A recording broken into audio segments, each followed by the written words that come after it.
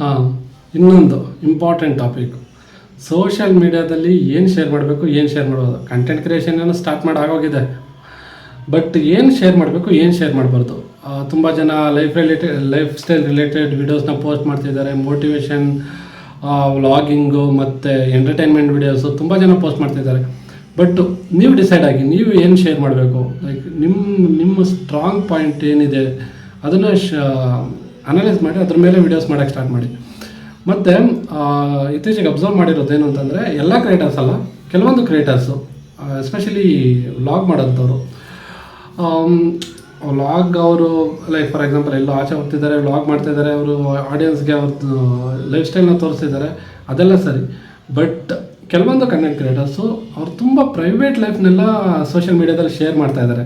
ಅದು ಶೇರ್ ಮಾಡೋ ಅವಶ್ಯಕತೆ ಇದೆಯೋ ಇಲ್ವೋ ನನಗೆ ಅದ್ರ ಬಗ್ಗೆ ಕ್ಲಾರಿಟಿ ಇಲ್ಲ. ಬಟ್ ನನ್ನ ಪ್ರಕಾರ ಆ ಶೇರ್ ಮಾಡೋ ಅವಶ್ಯಕತೆ ಇಲ್ಲ. ಏನು ಅಂತಂದರೆ, ನೋಡ್ತಾ ಇರ್ಬೋದು, ಅವರು ಪ್ರೈವೇಟ್ ಲೈಫ್ ಮದುವೆ ಆಗೋದ್ರಿಂದ ಹಿಡಿದು ನಿಮ್ಮನ್ಗೆ ಹೋಗೋದ್ರಿಂದ ಹಿಡಿದು ಇದೆಲ್ಲ ಶೇರ್ ಮಾಡ್ತಿದ್ದಾರೆ.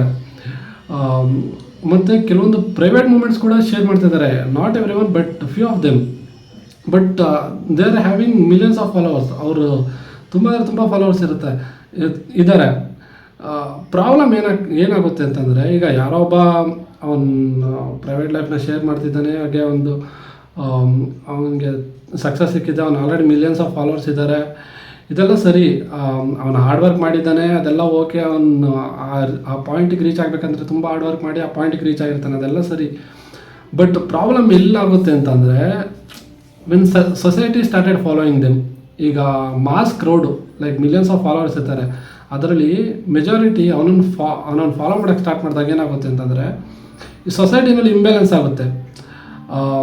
ಅವನ ರಿಲೇಷನ್ಶಿಪ್ ಆಗಿರ್ಬೋದು, ಅವನದೇನೋ ಪ್ರೈವೇಟ್ ಲೈಫ್ ಅಥವಾ ಅವನದೇನೋ ಫ್ಯಾಮಿಲಿ ಫಂಕ್ಷನ್ ಎಲ್ಲ ಶೇರ್ ಮಾಡ್ತಿದ್ದಾನೆ. ಬಟ್ ಅವನಿಗೆ ಸಕ್ಸಸ್ ಸಿಕ್ತು ಅಂತ ಹೇಳಿ ಕೆಲವಷ್ಟು ಜನ ಅವನ ಫಾಲೋವರ್ಸ್ ಅದನ್ನು ಫಾಲೋ ಮಾಡೋಕ್ಕೆ ಸ್ಟಾರ್ಟ್ ಮಾಡಿ ಅವರು ಲಾಗ್ ಮಾಡೋಕ್ಕೆ ಸ್ಟಾರ್ಟ್ ಮಾಡ್ತಾರೆ. ಅವರು ಅವ್ರ ಪ್ರೈವೇಟ್ ಮೂಮೆಂಟ್ಸ್ನ, ಅವ್ರ ಫ್ಯಾಮಿಲಿ ರಿಲೇಟೆಡ್ ಇಶ್ಯೂಸ್ನ ಎಲ್ಲ ಸೋಷಿಯಲ್ ಮೀಡ್ಯಾಕ್ಕೆ ಶೇರ್ ಮಾಡೋಕ್ಕೆ ಸ್ಟಾರ್ಟ್ ಆದರೆ ಸೊಸೈಟಿ ಇಂಬ್ಯಾಲೆನ್ಸ್ ಆಗುತ್ತೆ.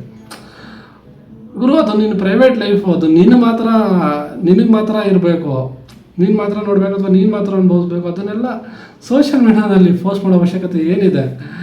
ನನ್ನ ಪ್ರಕಾರ ಅದು ಅವಶ್ಯಕತೆ ಇಲ್ಲ ಅಂತ ಅನಿಸುತ್ತೆ. ಸೊ ನೀವು ಕಂಟೆಂಟ್ ಕ್ರಿಯೇಟರ್ಸ್ ಆಗಿದ್ದರೆ ಫಸ್ಟು ಥಿಂಕ್ ಮಾಡಿ, ಗುರು ಈ ವಿಡಿಯೋಸ್ನ ಶೇರ್ ಮಾಡ್ಬೋದಾ ಮಾಡಬಾರ್ದಾ, ಅದನ್ನು ಥಿಂಕ್ ಮಾಡಿ ಅದ್ರ ಮೇಲೆ ನಿಮಗೆ ಬಿಟ್ಟಿದ್ದು. ಲೈಕ್ ಅದ್ರ ಮೇಲೆ ನಿಮಗೆ ಶೇರ್ ಮಾಡಬೇಕು ಅನ್ಸಿದ್ರೆ ಶೇರ್ ಮಾಡಿ.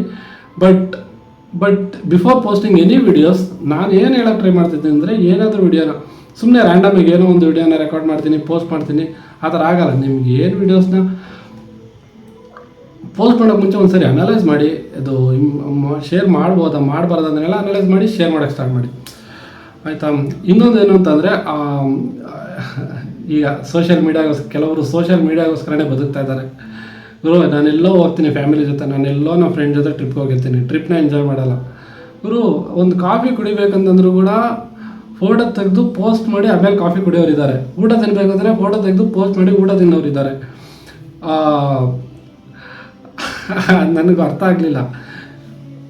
ವ್ಲಾಗ್ ಮಾಡ್ತಿದ್ದಾರೆ ಓಕೆ, ಬಟ್ ಇರೋದು ಹಾಗೆ ಮಾಡಿ, ಬಟ್ ಅದನ್ನು ಫೋಟೋ ತೆಗೆದು ಆಮೇಲೆ ಅದು ಅವಶ್ಯಕತೆ ಇಲ್ಲ ಅಂತ ಅನಿಸುತ್ತೆ. ಇಟ್ಸ್ ಇಂಪಾರ್ಟೆಂಟ್ ಥಿಂಗ್ ಇಸ್ ನೀವು ನಿಮ್ಮ ಲೈಫ್ನ ಎಂಜಾಯ್ ಮಾಡಬೇಕು. ಓಕೆ, ಮೇ ಬಿ ಅವರು ಅದನ್ನು ಲಾಗ್ ಮಾಡೋದ್ರಲ್ಲೇ ಎಂಜಾಯ್ ಮಾಡ್ತಿರ್ಬೋದು, ಬಟ್ ನನ್ನ ಪ್ರಕಾರ ನಿಮ್ಮ ಲೈಫ್ ಏನಿರುತ್ತೆ ಅದನ್ನು ಎಂಜಾಯ್ ಮಾಡ್ತಾ ನಿಮ್ಮ ಅದ್ರ ಜೊತೆನೇ ಈ ಕಂಟೆಂಟ್ ಕ್ರಿಯೇಷನ್ನ ಮಾಡಿ.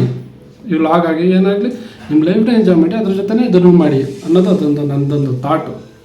ಓಕೆ,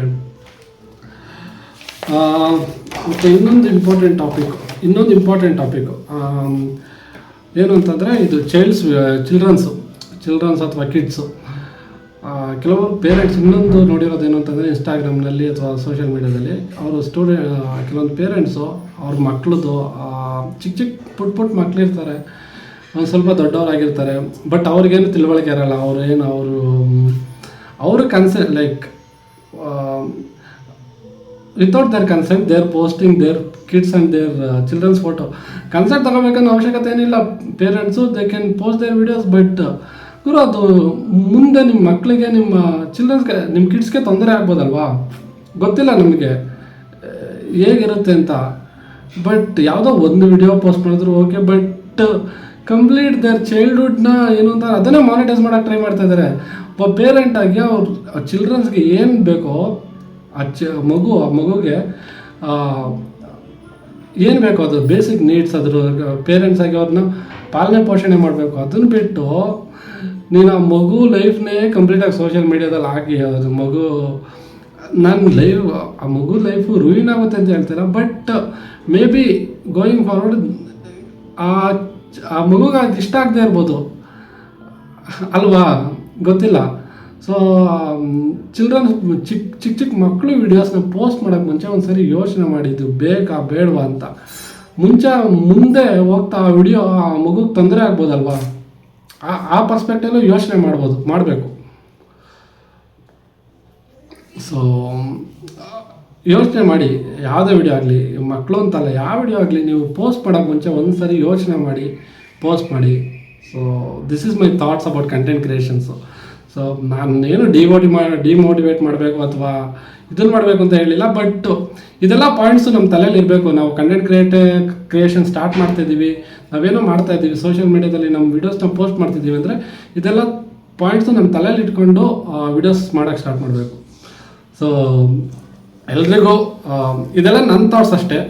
ಇದು ನನಗೇನು ತಲೆಯಲ್ಲಿ ಅನಿಸಿದ್ರೆ ನಾನು ಅದನ್ನು ಹೇಳಿದ್ದೀನಿ. ಬಟ್ ಇದರ ನನ್ನ ಪರ್ಸ್ಪೆಕ್ಟಿವ್ ಅಷ್ಟೇ. ನನ್ನ ಪರ್ಸ್ಪೆಕ್ಟಿವ್ ಏನಿದೆ ಅದರ ಪ್ರಕಾರ ಮಾತಾಡಿದ್ದೀನಿ. ತಗೊಳ್ಳೋದು ಬಿಡೋದು ನಿಮಗೆ ಬಿಟ್ಟಿದ್ದು.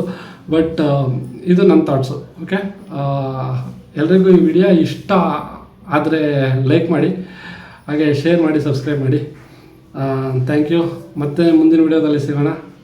ಬಾಯ್.